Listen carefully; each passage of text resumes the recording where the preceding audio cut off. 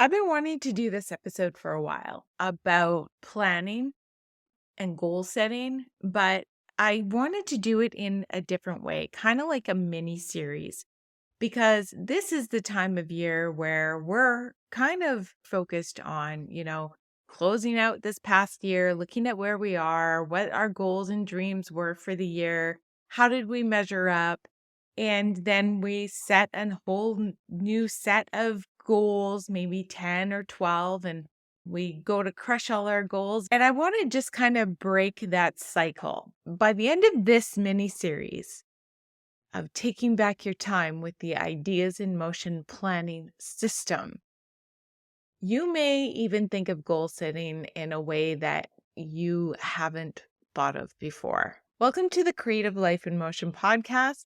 I'm Karen Wilson, here to help you with priorities, purpose, and transformation. Your goals and your dreams don't just come to you by thinking about them. I know you probably know that by now. Things that get written down and are in your face pretty much daily are things that actually get done. So, in the ideas in motion planning system, goal setting, there's nothing new with that. I just made a kind of like a simplified version so that I could get through smaller chunks of time with more focus and clarity and less on my to do list. Personally, if I set a goal, it's usually a big, big goal. That's just the way I have always been. And I don't realize how big of a goal is until I start actioning it. And then I find out that that one big goal has a billion mini goals attached to it. So I had to find a way that would just kind of simplify things for me in order to continue to move the bar with the limited amount of time and flexibility that I have in my daily life and schedule to work on the things that I feel fuel my soul or fill my body with health, things that, I quote unquote don't get paid for yet. So this system I've used to run marathons. I've used it to write books and courses and publish those books and courses. I've used it to write and rehearse my one woman show. And it's within this system that I'm able to, like I said, narrow my focus, but also be reminded every single day that my mind, my body, and my purpose are all in it for the ride for that state of flow. So, for example, when you think about your mind, it's your mindset. It's the things that you're learning, where your thoughts are, your energy goes. You've heard that before. Your body, everything that moves through you is energy. So we need to be physical. We need to look after our bodies, meaning, giving our bodies proper sleep and nutrition and exercise so that when we get to the goal that we're wanting to get to, we're not burnt out and we're feeling like as vibrant as we possibly can. And then there's purpose. You know, Purpose is something that I feel like we have with us from the moment that we were born. It's not something that you find, it's something that's within you and it's something that lights you up like right now. And for a lot of people, it's not necessarily something that you get paid for, but even if you don't get paid for it yet, you could get paid for it someday, or it could be that teeny tiny thing that you do that you're not sure why. Maybe you're really great at sales or you're really good at fill in the blank and people just gravitate to you because you're in line with your purpose. Maybe you're really good at crafts or good at organizing the school PTA meetings and that lights you up and it makes you feel good. So in that moment, your purpose might be serving those areas.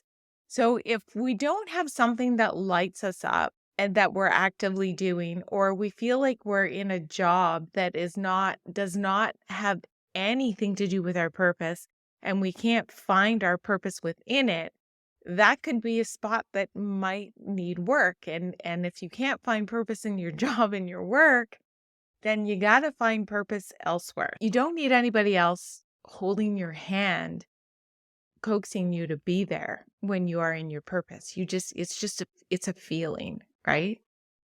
Quite often I find that, the traditional way of goal setting, SMART goals and whatever, I find that previously would, set my 10 goals and I would start going for them, and something like my purpose or my body. I think there's 12 different subjects when you're looking at all your different priorities. Even if you go through the standard priority and goal setting, self-assessment, all of those categories are going to fit in one of those three: a mindset, body, and purpose. So for me, I had to narrow it down so I could focus a little bit more, get quicker wins, and then turn it into like a 28-day system so that I would get more quick wins. So today, what we're going to do is I'm going through my system right now, and I wanted to go through the first 2 pages with you, which are part of the discovery zone. And it is my firm belief that it's impossible to figure out where you're going to go if you don't assess where you are right now in this moment. Now, that doesn't necessarily mean that you need to go and write down everything you did in 2023 that you're really happy about. But that's not a bad idea and a bad place to start, because sometimes before we move on to the next goal or on to the next thing, it's super important to acknowledge the work that you've done this year, working towards whatever goals you have. So if you haven't done that already, take a moment to do that. If you want to follow along with the planner pages, I'll make sure that there is a link below, that wherever you're listening to this or watching it, and you'll find a link to go to. You can get the digital download for pay what you can, which means it can be free or you can pay $10 or $15. When you get to the checkout page, it's going to say pay what you can. So do that.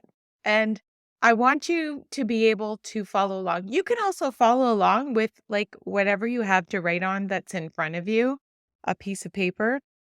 What I'm going to do is I'm going to ask you with some of the big questions, and I'm going to share with you what I actually wrote today. I went through this exercise today, and we're just going to do this part today, and then I'll let you know what we're going to do next week.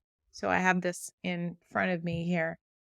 And so what I like to call this is the discovery zone. So I have a physical copy of the Ideas in Motion planner and journal system.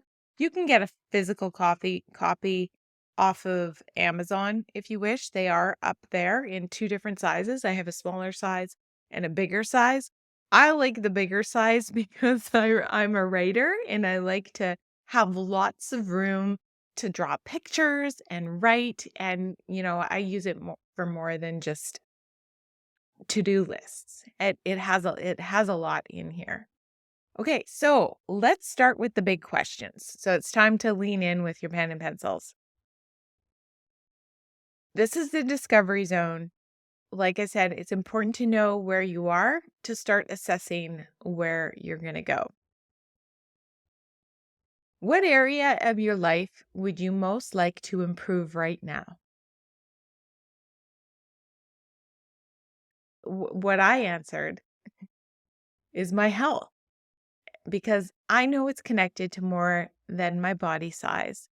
And for this reason, I must write, meditate, and strength train. I would most like to improve my focus, my confidence in the work that I do in the world. And I would most like flexibility, a little bit of slack in my schedule. So I know that's a lot, right?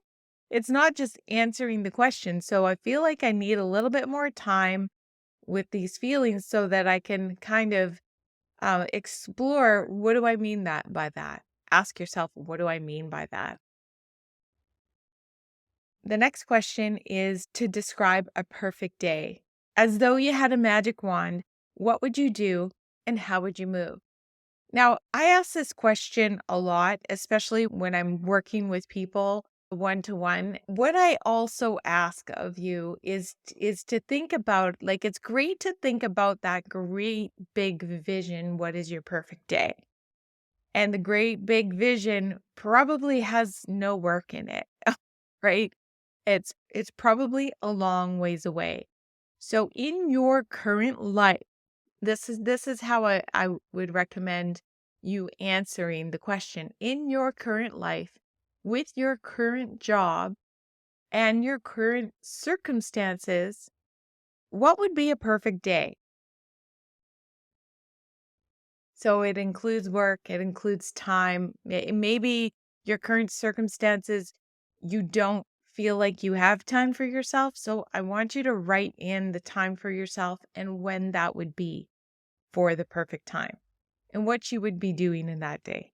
Time, right? So my example is a perfect day starts with a hot cup of coffee and a keyboard. After an hour and a half of writing and or editing my next manuscript, I move my body. So in the summer, it's a brisk walk in the morning in the forest.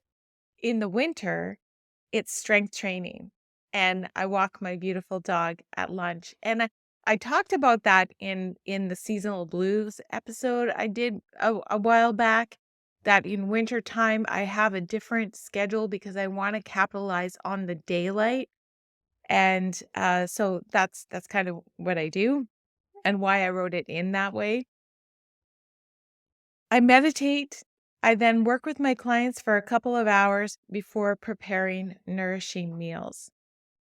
So in my perfect day, I'm behind the computer less, doing like less technical things and more coaching, more helping, and more teaching and giving myself more time to cook in the kitchen and take my time with my food and not rush back from my walk and I guess right now I'm feeling quite pinched and squeezed. I feel like a lot of the time that I thought I had in 2023, I didn't. And I'm feeling that right now. And I'm still working hard at, taking even more things off my plate. And just when I think I've pruned a lot out of my life, there's a whole other tree there that that I never really accounted for. And, sometimes I look back and I think, how the heck did I do it all? And really, maybe that's what led to my burnout a few years ago. Oh, I don't know, who's to say? The next question I want you to ask yourself is what types of activities do you naturally gravitate to? And so for me, I put walking in nature, writing, motivational speaking, performing, researching how to be more self aware, and learning new things. So obviously the activities that you gravitate to might be a little bit different than the ones that gravitate to. What I didn't write down is watching a documentary series on Netflix. But that would be like researching, but not how to be more self-aware. I really love personal development. I really love learning more corners about me and about my mom and about family and I'm not really sure if that's just because of the age I am right now. Like I find that the older I get, the more I want to know and the more questions I wished I asked when I was younger. Maybe that's something that if you're younger than me that you would put into something that you intentionally maybe want to seek out and look because where I find, there's missing pieces about me.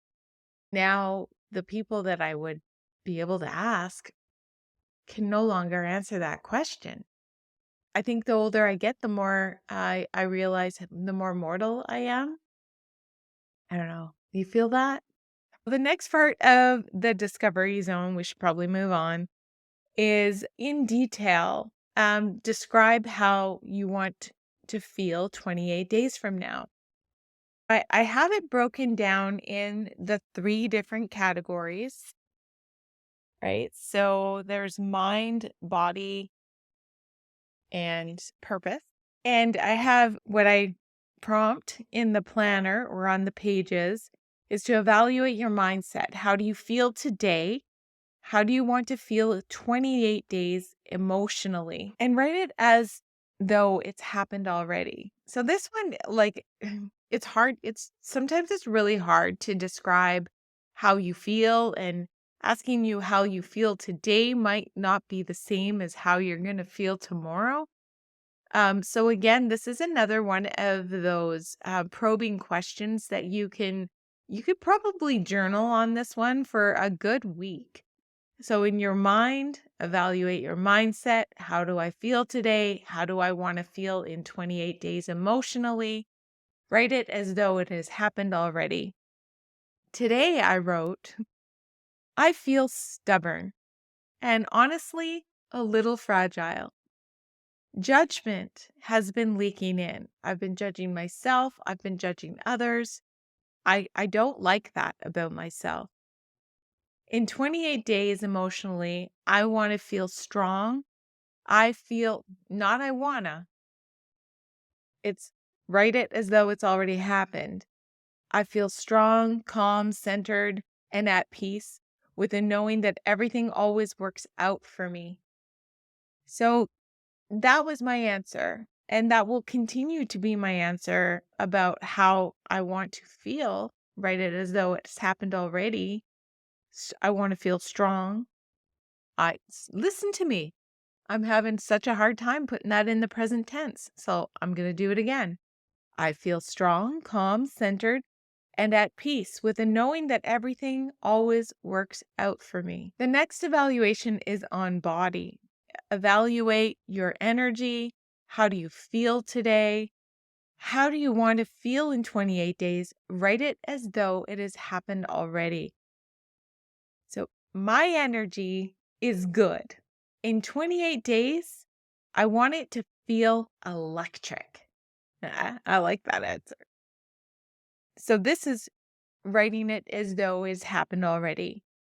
I have so much energy, I don't believe my age. I am more vibrant and alive than I have ever been. That might change. I might tweak it. I mean, I like to use the word badass. And when I'm feeling like super duper energetic, I will like say I feel badass. I don't know, for whatever reason that makes me feel vibrant. It makes me feel energetic when I say that about myself, feisty. And so yeah, I like that, using that. Purpose. Evaluate your purpose. How do you use your purpose today? Is there something you wish you had more time for? What do you feel called to do in 28 days? What does that look like? Okay, this is what I wrote. I use my purpose in my writing, my sharing on podcast and YouTube. I wish I had more time to share my work. And so write it. What would it look like if I wrote that as present tense?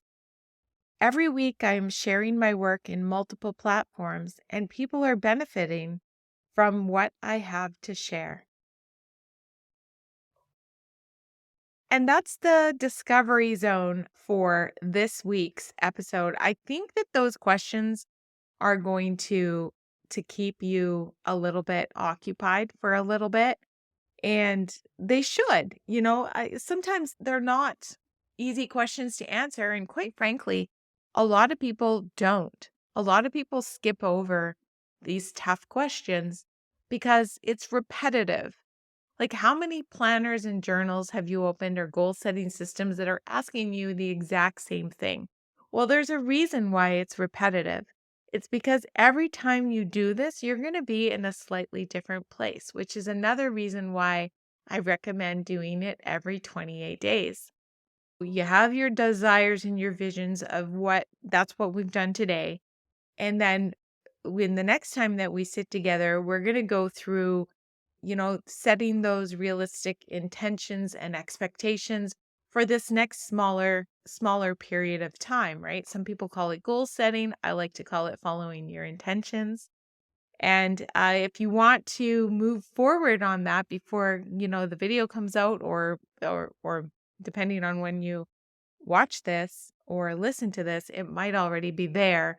But you can always follow along in the digital pages or go ahead on Amazon and order a hard copy.